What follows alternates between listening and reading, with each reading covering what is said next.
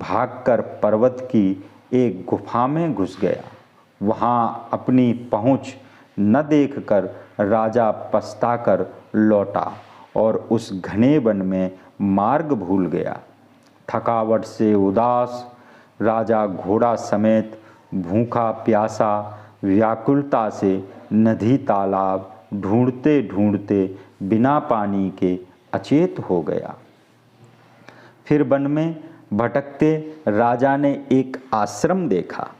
उसमें एक राजा कपट से मुनि वेश में रहता था, जिसका देश राजा प्रताप भानु ने छीन लिया था और युद्ध में अपनी सेना को छोड़कर भाग गया था।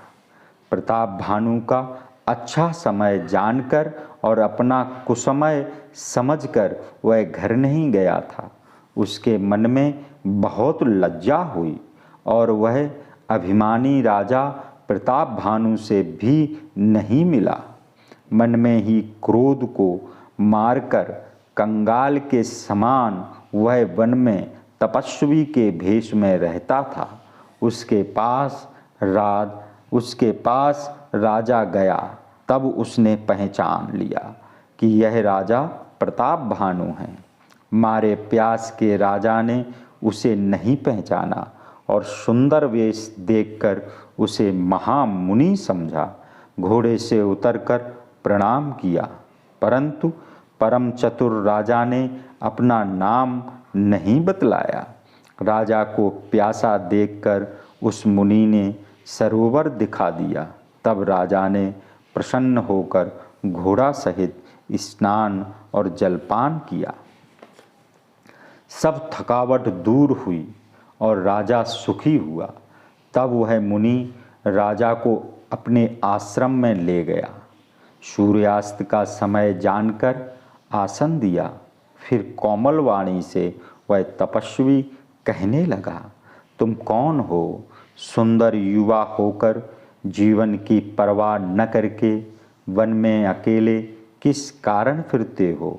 चक्रवर्ती के से तुम्हारे लक्षण हैं। तुम्हें देखकर मुझको बहुत दया लगती है। राजा ने कहा, हे मुनि, प्रताप भानु एक राजा है।